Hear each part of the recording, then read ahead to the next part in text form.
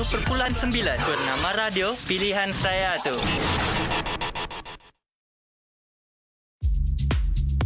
Spectrum Pagi, Purnama Radio. Purnama Radio, stesen berita bisnes pilihan anda, bersama-sama saya Ziana Nasir. Untuk waktu ini kita nak bincang satu topik ni. Apa lagi yang rakyat mahu? Satu persoalan di situ. Jadi menjawab segala persoalan dan membincangkan topik ini, kita bersama-sama Dr. Nur Nirwandi Mak Nordin, Pensyarah Kanan Pusat Pengajian Perang Saraf Media dan Informasi, Fakulti Komunikasi dan Pengajian Media, Universiti Teknologi Mara UiTM di talian ketika ini. Assalamualaikum Doktor. Waalaikumsalam warahmatullahi wabarakatuh. Ya, terima kasih kerana sudi untuk bersama-sama kami. Sama-sama. Okey, ni satu persoalan sebenarnya. Apa lagi yang rakyat mahu? Macam tu kan. Kita nak bincang lebih lagi tentang persoalan ini sebenarnya, Doktor. Tapi sebelum tu, Doktor boleh terangkan tak apakah kepentingan darurat kepada negara pada ketika ini yang banyak dibincangkan sana sini?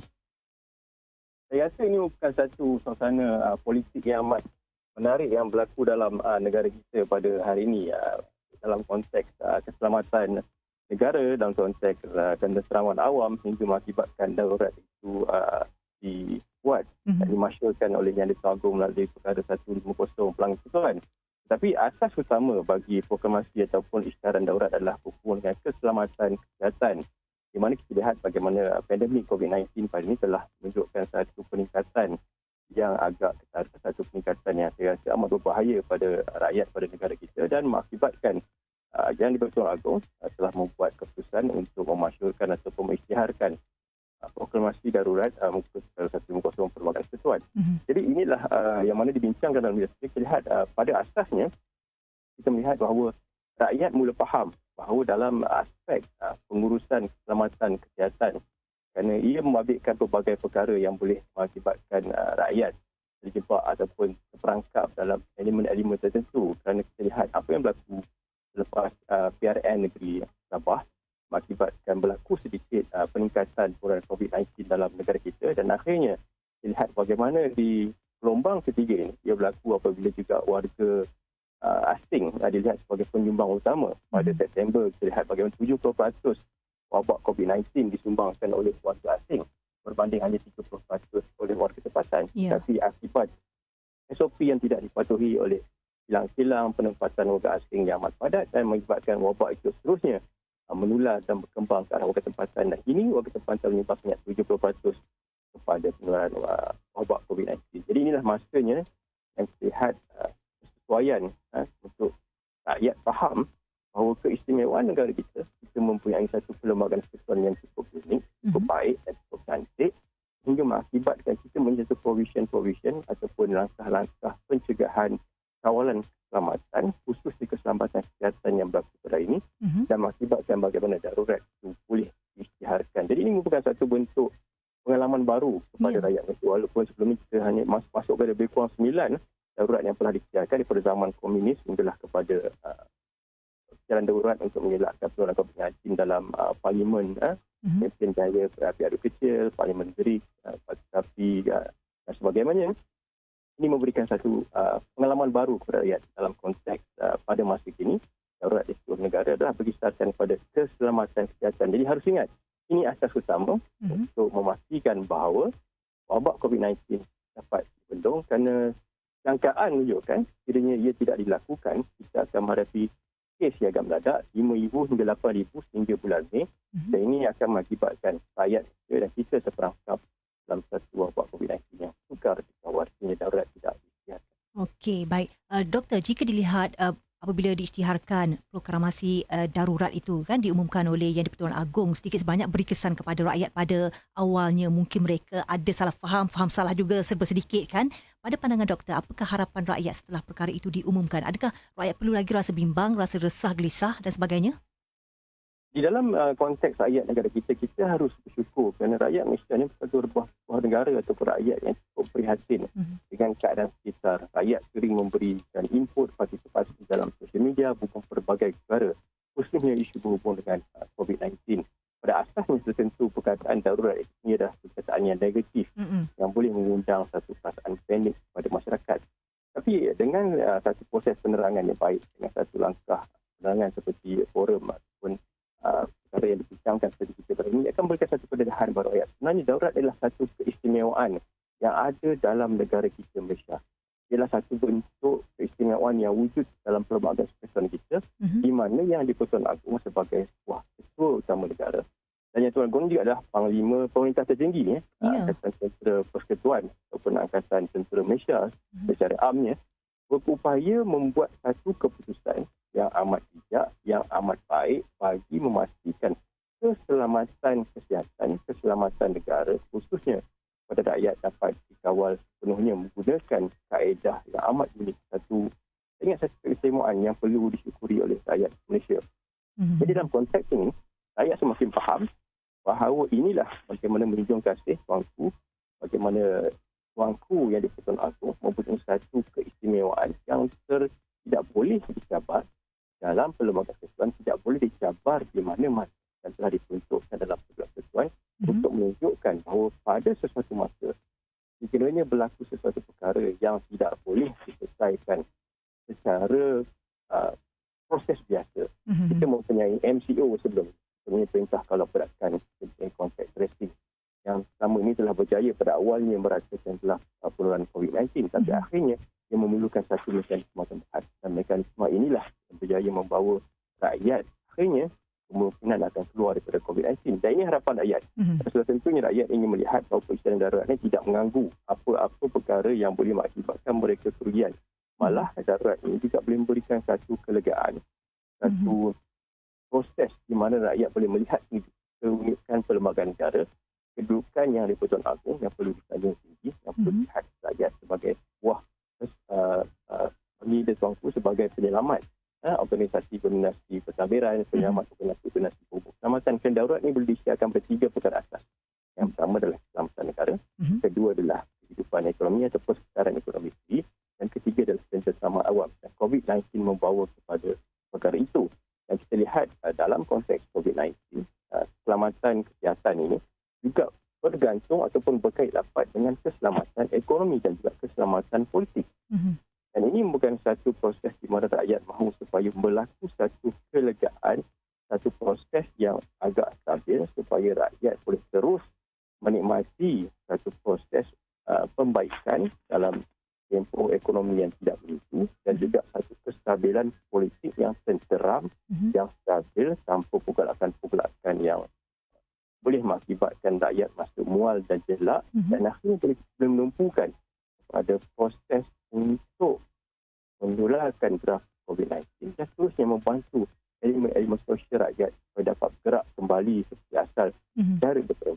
Okey, bermaknanya di sini dengan pelaksanaan PKP sekarang ini dan juga darurat diadakan serentak, adakah boleh dikatakan tidak memberi kesan buruk terhadap ekonomi negara? Ini masa yang memang paling ideal lah untuk laksanakan darurat. Saya rasa ini masa yang paling ideal kerana kita lihat di bawah keistimewaan darurat ini yang di-Persekutuan Agong mempunyai kuasa untuk membentuk ordinan-ordinan tertentu di bawah Perkara 1502B. Kiranya ia perlu untuk melihatkan bagaimana kebajikan-kebajikan rakyat dapat dibantu sepenuhnya. Dan yang Persekutuan Agong boleh memiliki kuasa eksekutif persekutuan yang mempunyai kuasa terhadap negeri di bawah Perkara 1504. Jadi ini merupakan salah satu keistimewaan yang boleh diwujudkan dalam darurat di mana sekiranya perlu yang di-Persekutuan Agong boleh menasihati kuasa eksekutif persekutuan dan juga memastikan kuasa eksekutif persekutuan ini lebih menumpukan pada pemulihan ekonomi rakyat. Dan saya lihat bagaimana ini telah berlaku. Di mana kita lihat bagaimana penjaja-penjaja telah dibenarkan beroperasi oleh pihak kuasa tempatan seperti Bazar Ramadan, penjaja-penjaja belum bergerak, ekonomi bergerak dengan skala yang lebih baik, kecairan tunai meningkat dan pemberian-pemberian insentif melalui pakej-pakej kewangan berjalan. Dan inilah yang dimaukan supaya akhirnya pengurusan darurat ini juga boleh memberikan satu keseimbangan dalam memastikan kehidupan ekonomi itu dapat dibaiki dengan secara peringkat dan melalui elemen-elemen yang tertentu yang tanpa campur tangan keterlaluan daripada politik, tanpa rakyat perlu memikirkan isu-isu berhubung dengan politik negara, tanpa rakyat perlu memikirkan isu-isu yang boleh akibatkan mereka hilang fokus dalam mengembalikan kehidupan yang sebenar khususnya dalam elemen ekonomi. Dan inilah masanya juga perlunya satu perancangan ekonomi yang lebih tertumpu kepada rakyat dibangunkan dan diusahakan dengan lebih jelas oleh eksekutif, proses eksekutif persekutuan, kerana mereka sekarang ini mempunyai satu proses ataupun satu keadaan di mana mereka juga boleh membantu kerajaan-kerajaan negeri untuk mengurus tadbir dalam segi pengurusan ekonomi bagi memastikan supaya secara nasionalnya urusan ekonomi negara dapat berjalan dengan lebih baik, khususnya kepada mereka yang terjejas dalam pandemik COVID-19. Okey, baiklah, bagi anda yang baru saja bersama-sama kami, kita bincangkan topik apa lagi yang rakyat mahu. Itu satu persoalan. Kita bersama-sama Dr. Nur Nirwandi Mak Nordin, Pensyarah Kanan Pusat Pengajian Perang Saraf Media dan Informasi, Fakulti Komunikasi dan Pengajian Media, Universiti Teknologi Mara, UiTM. Okey, sekarang ni kita sentuh sedikit tentang politik. Doktor, ada individu dan juga ahli politik, bukan semualah, segelintir lah ya, yang cuba menangguk di air yang keruh dan mengatakan meskipun darurat dikuatkuasakan, PRU15 masih boleh diadakan. Apa komen balas, Doktor? Saya rasa dapatan daripada perbincangan yang dilakukan oleh rakyat, dapatan daripada satu pengamatan yang dilakukan oleh masyarakat setempat, rata-rata mereka masih mual, jelik dan gelisah dengan pergolakan politik negara pada hari ini. Kerana jelas dalam pandemik COVID-19, isu-isu berhubung berkepentingan politik yang bersifat kerepacian dan individu perlu ditolak tepi. Kerana jelas inilah elemen yang perlu diberi perhatian. Dan dalam konteks ini kita lihat bagaimana inilah yang lagi menunjukkan kenapa peristiwa darurat itu perlu pada kali ini mengikut perkara 150 Perluan Ketentuan. Kerana keselamatan kesihatan iaitu COVID-19 juga berkait dengan keselamatan ekonomi iaitu kehidupan ekonomi dan juga keselamatan politik iaitu kestabilan politik. Yeah. Kiranya keadaan pergolakan politik ini terus berlaku di mana pergeseran politik, perbalahan politik terus mengakibatkan akan mengganggu-gugat proses pentadbiran kerajaan kerana banyak usaha yang telah dirancang, yang telah dibentuk, perlu direalisasikan. Maka inilah wujudnya satu bentuk denominator baru, satu bentuk perkara baru melalui peristiwa darurat yang boleh kurang-kurangnya menstabilkan keadaan politik hingga satu jangka masa yang panjang. Dan ada yang bertanya, adakah kerajaan terbubar semasa darurat? Tidak, malah yang bergabung boleh menasihati kuasa persekutuan dan kuasa persekutuan boleh menasihati ataupun memberikan satu pandangan perundangan kepada kuasa negeri. Dan jelas inilah yang diperlukan dan perlu dipahami dalam keadaan konteks politik semasa. Kerana kita lihat inilah di mana perlu berlakunya rekonsiliasi politik pada masa ini, perlu ahli-ahli politik perlu menarik handbrake, berehat sebentar dari memperkatakan politik-politik yang berjurus kepada elemen kepastian keindividuan ataupun satu membentuk satu pakatan atau jajaran baru dalam tempoh darurat. Kerana proses pemulihan itu merupakan satu proses yang agak panjang dan untuk distabilkan. Jadi saya rasa inilah satu perkara yang rakyat mahukan. Rakyat tidak mahu supaya politik ini terus diperkatakan, dipertempatkan pada masa kini, dan PRU 15 itu tidak boleh dijalankan sama sekali kerana kita apa yang telah berlaku pada pilihan raya negeri Sabah, apa yang telah berlaku akibat itu disebabkan oleh elemen politik yang tidak patut dilaksanakan pada masa kini. Dan malahan ada yang membandingkan elemen politik negara-negara lain juga boleh melakukan kempen politik atau pilihan raya politik, pilihan raya umum pada masa COVID-19 itu berlaku. Tapi kita negara yang tidak boleh mengambil risiko. Matlamat asasnya adalah keselamatan rakyat, matlamat asasnya adalah keselamatan masyarakat, bukan keselamatan ataupun kepentingan ahli-ahli politik yang bergelut untuk membentuk satu pakatan ataupun untuk mengekalkan kuasa dan sebagainya. Dan inilah satu mesej jelas yang kita faham, kerana yang di-Pertuan Agong boleh memanggil Parlimen sidang pada perkara 55 Perluan Ketentuan, dan sekiranya Parlimen itu tidak dipanggil atau tidak dibenarkan untuk berlaku sidang, maka tentunya tidak akan lagi berlakunya satu persidangan Parlimen. Dan ini memberikan satu bentuk lagi anjakan keistimewaan kepada masyarakat negara kita supaya kita tidak terus terperangkap dalam polemik politik sempit yang berasaskan character assassination, propaganda melampau, berasaskan kelemahan. Kerana politik matang negara kita seharusnya bergerak ke atas rakyat. Dan ahli politik harus meletakkan fungsi mereka untuk menjaga kepentingan dan kewajiban rakyat. Mungkin pada waktu ini kita perlu melihat darurat ini adalah di mana di situ kita dapat lihat dari segi perpaduan dan kebersamaan rakyat, dari pemimpin hinggalah kepada rakyat sendiri, bukannya masa untuk bertelaga mencari kuasa dan sebagainya, kan Doktor? Betul, saya setuju. Satu poin yang menarik. Kerana inilah di mana kita lihat elemen darurat yang sebenarnya memberi satu ruang kepada satu bentuk pembentukan naratif perpaduan, satu bentuk konsep perpaduan yang sebenarnya. Kerana kita lihat Malaysia pada masa ini berada dalam satu konsep ataupun pemahaman perpaduan yang amat rapuh disebabkan oleh pergolakan politik dalam negara. Masa inilah masanya di mana keadaan darurat ini bisa memberi ruang dan diharapkan supaya agensi-agensi tertentu, kementerian-kementerian tertentu, malahan pihak yang di-Persatuan Agong sendiri boleh membina satu bentuk gerak saraf khusus untuk membina satu naratif perpaduan yang lebih baik supaya rakyat Malaysia perlu faham bahawa apa-apa konsep politik, apa-apa permainan politik, apa-apa bentuk isu perbincangan, dasar-dasar politik, ideologi politik dan sebagainya perlu dibangunkan atas dasar prinsip perlembagaan persekutuan dan hukum negara. Dan inilah yang dicantikkan, yang diberikan dengan Presiden Darurat oleh Perkara 150.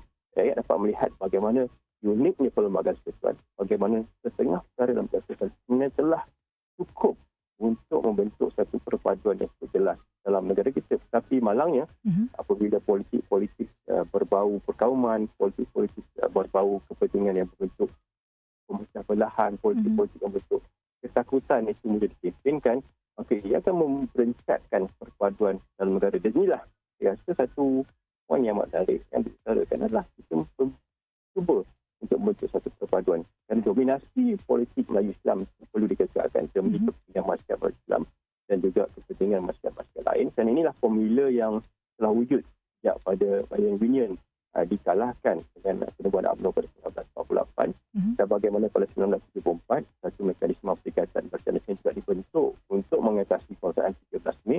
Malahan rukun negara juga diasaskan ataupun dibentuk sebagai asas kedua untuk menyatukan pada masyarakat pada 1970. Jadi inilah kita lihat bagaimana kekuatan dominasi politik Melayu Islam, bagaimana rukun negara, bagaimana perlembagaan persekutuan itu boleh dibentuk dan dicanakan supaya politik lebih seimbang dan stabil di bawah keliaan, di bawah keleluaan, di bawah pengawasan dan dengan hemah baginda yang di-Persatuan Agong, maka akan beri satu ruang rekonsiliasi perpaduan, apa definisi perpaduan, apa naratif perpaduan supaya masyarakat Malaysia faham dengan keunikan perlembagaan persekutuan dan rukun negara dan ahli-ahli politik tidak terus menggunakan kaedah-kaedah politik lapuk untuk memecah belahkan perpaduan dalam kita dan memberikan satu gambaran perpaduan itu satu benda yang perlu diselesaikan bukan melalui ideologi-ideologi politik melampau tetapi dengan satu naratif perpaduan yang perlu dibina pada masa ini dan pada kini khususnya dalam kebersamaan menghadapi pandemik COVID-19. Okey, baik. Proklamasi darurat berkuasa serta-merta sehingga 1 Ogos 2021 bukan satu bentuk rampasan kuasa oleh tentera. Tiada perintah berkurung, kerajaan awam akan berfungsi seperti biasa. Ya, sama ada kerajaan persekutuan dan kerajaan negeri tak akan terganggu pun dengan pengisytiharan darurat. Saya pasti info ini dah ada ramai yang dah faham semua kan. Tapi dalam masa yang sama juga dalam usaha kita untuk melandaikan lengkuk jangkitan COVID-19 dan sebagainya, Perdana Menteri Tan Sri Muhyiddin Yassin mengumumkan bahawa vaksin COVID-19 akan diterima pada penghujung Februari 2021. Kalau tak silap saya, sebanyak 12.8 juta dos vaksin keluaran Pfizer akan diterima Malaysia pada akhir Februari ini. Jadi bagaimana doktor melihat pengumuman tersebut memberi kelegaan kepada rakyat khususnya mereka yang terjejas akibat pandemik COVID-19 ni? Seluruh rakyat Malaysia, seluruh dunia terkesan. Tentunya vaksin ini bukan satu formula yang dibangunkan, satu langkah pencegahan kawalan sematan dibangunkan dengan nasihat WHO Pertubuhan Kesihatan Sedunia bagi memastikan imunisasi itu berada dalam tahap yang optimum atau yang dalam istilah dipanggil sebagai herd immunity di mana apabila sesebuah herd immunity ni atau immunity berkelompok ni boleh dicapai sama secara natural ataupun secara saintifiknya. Secara saintifiknya adalah melalui proses vaksinasi. Apabila proses vaksinasi ini berlaku kepada populasi sesebuah negara, maka dengan secara otomatisnya, secara automatiknya, populasi itu akan menjadi kadar imunisasi yang tinggi. Dan akhirnya apabila kadar imunisasi yang tinggi itu berada dalam satu kelompok yang besar, maka semakin sukar untuk wabak pandemik itu untuk menyerang atau menjangkiti golongan-golongan tertentu. Satu lagi konteks dalam proses imunisasi kelompok ataupun herd immunity adalah apabila berlaku secara natural. Apabila semakin ramai terdedah kepada virus secara natural, kalau semua jadi tanpa vaksin, maka kelompok itu juga akhirnya akan membuka dan memberikan satu proses immunity kepada kelompok-kelompok terbaik. Dan vaksin inilah yang dibangunkan immunity secara berkelompok. Dan kita lihat usaha ini satu usaha yang dijalankan oleh semua negara dan malahan ada yang membandingkan kenapa negara Malaysia agak lambat ya. lain Aha. Tetapi sebenarnya isu vaksinasi ini adalah satu isu proses yang perlu diberi perhatian serius. Kerana ia mempunyai satu proses dibangunkan dan tidak ada satu scientific journal atau kaedah-kaedah yang mengatakan vaksin ini selamat 100%.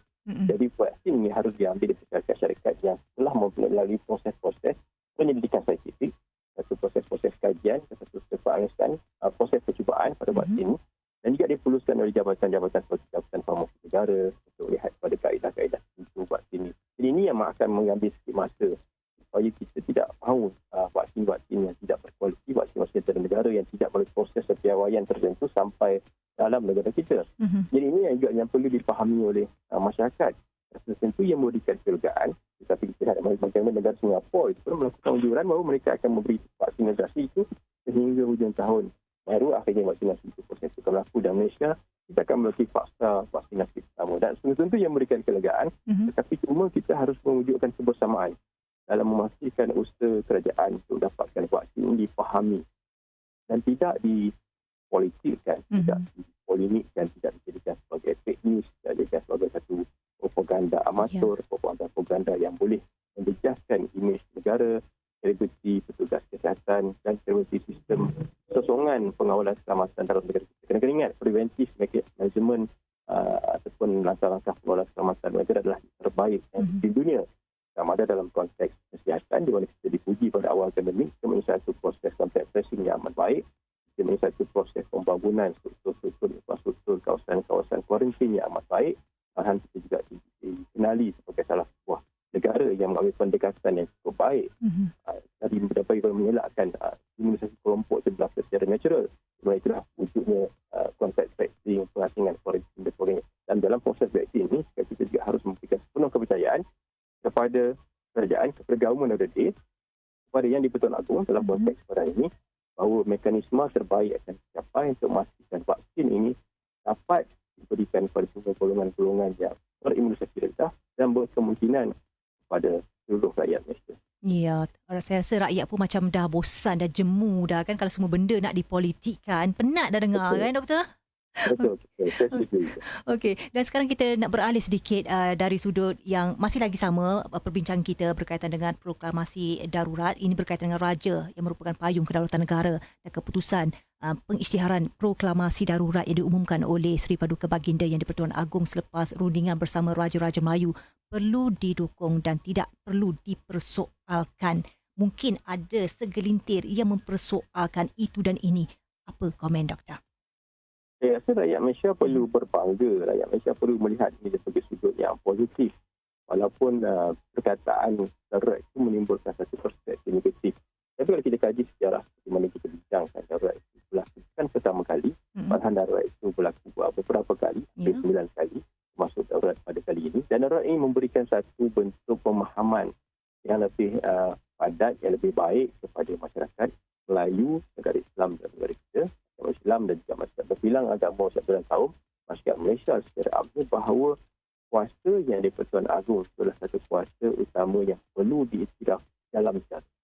Kerana kalau kita lihat bagaimana yang di-Pertuan Agong adalah pemerintah tertinggi dan kuasa utama dalam negara, pemerintah tertinggi Angkatan Tentera Persekutuan, maksudnya yang di-Pertuan Agong boleh memobilisasikan ataupun boleh mengarahkan Angkatan Tentera Persekutuan kiranya dia perlu untuk menjaga keamanan. Dan yang Pertuan Agong juga mempunyai hak dalam Perkara 150 Perlembagaan Persekutuan Perkara 1 dan Perkara 2 untuk mengisytiharkan darurat atas 3 faktor utama, iaitu faktor keselamatan negara, kehidupan ekonomi dan ketenteraman awam. Dan ini jelas membuka ruang masyarakat bahawa Perlembagaan Persekutuan adalah satu doktrinasi, satu constitution, satu pemahaman, satu rujukan yang perlu dihayati oleh setiap rakyat Malaysia. Dan 1970 seperti kita bincangkan, rukun negara itu dicipta untuk mendukung prinsip perlembagaan persekutuan, kesetiaan pada raja dan negara. Dan di sini jelas akan memberikan satu pemahaman yang lebih kompleks, satu pemahaman yang lebih baik kepada masyarakat Malaysia bahawa wujud satu bentuk kuasa dalam perlembagaan persekutuan yang akan berada bersama dengan kuasa eksekutif dan negara sekiranya perkara-perkara tertentu dan pengisytiharan darurat itu boleh dilakukan. Dan di sinilah kita harus mengucapkan terima kasih bagi Ketua Aku bahawa di sinilah kehebatannya pelanggan kesatuan. Dan ini akan memberikan satu pemahaman kepada masyarakat Malaysia, satu pemahaman kepada rakyat Malaysia bahawa kita tidak perlu takut. Sehingga apa-apa berlaku, kita masih mempunyai Persatuan Agong untuk jadikan sebagai satu payung, satu rujukan utama, satu tempat bersandar jenis perkara itu telah dapat diselesaikan. Contohnya dalam isu keselamatan politik, keselamatan ekonomi dan keselamatan kesihatan yang memerlukan baginda menstabilkan keadaan, baginda memberi ruang agar penularan COVID-19 ini dapat dirasakan, baginda memberi ruang agar isu berhubungan dengan keselamatan politik itu dapat diselesaikan dan tidak berlakunya satu pergolakan politik kerana ia akan mengganggu ugat berbagai perkara, mekanisme pengawalan ekonomi, membentuk satu aliran-aliran politik sempit yang akhirnya akan merugikan rakyat. Jadi saya rasa jelas sebenarnya hikmah peristiwa darurat ini akan membuka mata masyarakat, akan memberikan pemahaman masyarakat kepada masyarakat kembali kepada persoalan negara. Satu perkara yang boleh kita contohnya berhubungan dengan hak kebebasan suara. Negara 10-1. Tapi kita punya maksimum limitasi kebebasan suara pada perkara 22, 23 dan 14. Dan ia juga akan memberi pemahaman bahawa inilah prinsip yang boleh tergolong. Inilah maksudnya sebenarnya rukun negara itu. Inilah maksudnya kesetiaan kepada raja dan negara, keluhuran perlembagaan, kedaulatan undang-undang. Inilah satu bentuk pemahaman yang saya rasa inilah maksudnya yang perlu dihayati oleh rakyat, dan rakyat hanya perlu mengikut apa yang telah dibawakan, rakyat hanya perlu participate dalam apa yang telah dirancangkan dan memberikan maklumat-maklumat tambahan berbentuk konstruktif, bukannya satu bentuk benda yang boleh mengucapkan rakyat. Menunjukkan pandangan secara konstruktif. Dari segi ekonomi, apa mereka mahu penjaja diberikan ruang, penjaja diberikan ruang. Moratorium dan pengurangan KWSP dipermudahkan. Kita mohon supaya ia lebih dipermudahkan. Pelbagai. Inilah masa rakyat menggunakan media sosial untuk memberikan pandangan jelas kepada kuasa eksekutif perundangan negara, kuasa eksekutif persekutuan, dan tentu baginda akan melihat isu ini dan memastikan kewajipan rakyat terpelihara dalam masa COVID-19. Betul. Okey. Ini kita cerita tentang proklamasi darurat. Dan kalau ikutkan dari segi sejarah darurat di Malaysia, dah ada macam-macam dah sebelum ni kan, Doktor. Darurat Tanah Melayu 1948 hingga 1960. Ada darurat konfrontasi 1964. Ada krisis perlembagaan Sarawak itu 1966. Peristiwa 13 Mei. Darurat Jerebu ada. Darurat Parlimen Great pun ada. Darurat Parlimen Batu Sapi Sandakan Sabah pun ada, dan yang terkini darurat berkaitan dengan wabak COVID-19, proklamasi darurat. Jadi untuk waktu ini, Doktor, apakah yang perlu dilakukan oleh kerajaan semasa darurat untuk rakyat? Kita nak bagi lagi rasa macam lega untuk rakyat kita ni. Saya rasa banyak perkara yang boleh dilakukan. Salah satu konteks pertama adalah membentuk satu naratif perpaduan yang kita bincangkan. Kedua, kembali mencari satu formula mekanisme ekonomi. Sudah tentunya keselamatan ekonomi adalah teras utama selain pada perpaduan. Teras utama yang amat dikonsumsi rakyat, kehilangan pekerjaan, bagaimana berlaku kemelesetan ekonomi, kecairan tunai. Dan kita lihat bagaimana inovasi dalam keselamatan ekonomi yang dilakukan sebelum ini memberikan moratorium. Moratorium adalah satu bentuk inovasi yang baik dari keselamatan ekonomi. Ia mampu menaikkan kecairan tunai menggunakan kedudukan kewangan rakyat dan boleh mengeluarkan wang mereka ataupun menghadkan wang mereka daripada dibelanjakan untuk pembiayaan dan sebagainya, dan boleh digunakan untuk meningkatkan kecaran tunai mereka dan menambahkan pekerjaan domestik. Dan perkara-perkara ini juga perlu dirancang kerana adalah amat penting dalam keadaan pandemik COVID-19 ini. Elemen-elemen berbentuk subsidi itu dirancang dengan sempurna. Kerana apabila subsidi itu diberikan kepada rakyat, sudah tentu rakyat mahu subsidi kecaran tunai yang lebih tinggi. Tapi pada masa yang sama juga mekanisme pengawalan isu ekonomi, contohnya sebagai GST, mungkin boleh diperkenalkan balik. Kerana GST ini walaupun ia memberikan, dia telah dipolitikkan, satu politik tidak baik, tapi pada asasnya GST boleh mengurangkan keterisan cukai daripada pendapatan negara. Maka apabila kurangnya keterisan cukai, apabila berlakunya pendapatan negara, maka elemen itu boleh diseimbangkan dengan pemberian subsidi yang perlu diberikan sedikit kelebihan dalam rakyat menghadapi pandemik COVID-19. Malah ini juga memerlukan satu kerjasama daripada sisi kewangan, daripada pihak kesempatan yang jelas telah membuka ruang pada penjaja kecil. Dan kita lihat juga bagaimana sistem percukaian di kalangan syarikat-syarikat untuk terus mengambil warga tempatan untuk bekerja berbanding dengan warga asing perlu dilakukan secara konsisten. Dan inilah yang kemahuan rakyat. Rakyat mahu satu pelan ekonomi yang telah dirancang dalam bajet dilaksanakan, pelan tambahan secara tunai itu dilaksanakan, dan rakyat juga mahu faham dan rakyat juga hendakkan supaya sebuah kerajaan dengan ekonomi yang stabil bukan berbentuk subsidi sepenuhnya wujud dalam menghadapi pandemik COVID-19 dan selepas pandemik COVID-19. Dan kita juga tidak mahu kerajaan terperangkap dengan pemberian subsidi yang berlebihan akibat daripada kemahuan rakyat. Di sinilah kalau kita lihat bagaimana tadi kita boleh kaitkan dengan isu keselamatan politik. Kiranya parti politik ini dibiarkan untuk tidak mencapai satu rekonsiliasi ataupun terus memperdebatkan isu-isu tertentu, maka perbalahan yang akan mewujudkan satu manifesto berbentuk saya rasa dalam konteks yang lebih sama adalah manifesto palsu. Kerana berbagai janji akan dikeluarkan atas dasar bahawa ekonomi rakyat perlu diberi perhatian. Dan apabila berlaku satu permainan manifesto berbentuk subsidi yang melampau, akhirnya pada jangka masa yang banyak ekonomi negara akan lumpuh. Inilah faktor utama yang rakyat mahu supaya akhirnya pelan ini dibangunkan sempurna, dia tidak dipolitikkan dan mereka tidak dimanipulasikan untuk mempercayai bahawa terdapat satu gagasan parti politik atau gabungan politik yang boleh menggunakan elemen-elemen subsidi, janji-janji manifesto berbentuk subsidi, kecairan tunai yang tidak munasabah pada rakyat, dan akhirnya mengakibatkan rakyat terperangkap dan sistem pencukaian yang tidak sempurna di mana GST dipolitikkan tidak boleh dilaksanakan. Dan ini akhirnya mungkin rakyat terperangkap dan akhirnya kita akan menuju kepada kelumpuhan ekonomi yang semasa panjang. Jadi rakyat mahukan keyakinan dan saya rasa darurat adalah proses terbaik, darurat adalah masa terbaik di mana berbagai agensi-agensi tertentu, berbagai badan-badan itu boleh membukakan kerajaan pada yang di-Pertuan Agong dan kuasa legislatif untuk merencanakan satu pelan ekonomi yang cukup baik dan cukup mudah di mana kita mungkin dapat melihat satu bentuk sistem pemborongan, pembekalan yang lebih baik yang dibangunkan khusus untuk golongan-golongan B40, golongan-golongan yang terperangkap dengan kemelesatan ekonomi, di mana kita boleh membuatkan timbal balik dari segi pembayaran penggunaan wang mereka sendiri dalam reserve-reserve tertentu, malahan seperti wang-wang dalam KWSP dan sebagainya boleh digunakan untuk membayar secara pokok pembelajaran pendidikan tertentu. Ini perlu dilakukan kerana inovasi ekonomi adalah elemen terpenting yang rakyat mahu tahu dalam tempoh percenturan, dalam tempoh rakyat berhadapi pandemik COVID-19 tanpa memikirkan lagi isu manipulasi politik. Okey, bermakna dalam waktu sekarang ini kerajaan juga perlu mengkaji dasar tertentu dalam masa darurat ini atas nasihat yang di-Pertuan Agong dan sebagainya untuk kebaikan rakyat.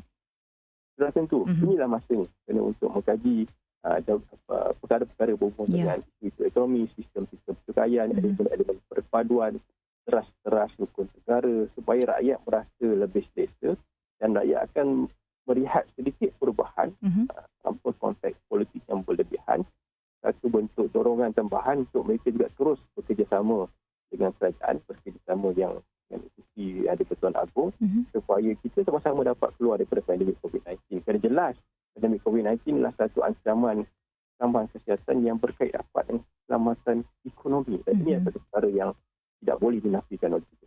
Okey, apa pun terima kasih doktor atas penerangan berkenaan satu perbincangan cukup padat sebenarnya untuk waktu ini. Terima kasih kerana bersama-sama kami di Bernama Radio, doktor. Sama-sama. Ya, Assalamualaikum. Waalaikumsalam warahmatullahi. Okey, itu dia kita bincangkan apa lagi yang rakyat mahu. Satu persoalan bersama-sama Dr. Nur Nirwandi Maknurdin, Pensyarah Kanan Pusat Pengajian Perang Saraf Media dan Informasi, Fakulti Komunikasi dan Pengajian Media, Universiti Teknologi Mara, UiTM. Terus dengar Bernama Radio, stesen berita bisnes pilihan anda. FM 93.9 Bernama Radio, stesen berita bisnes pilihan anda.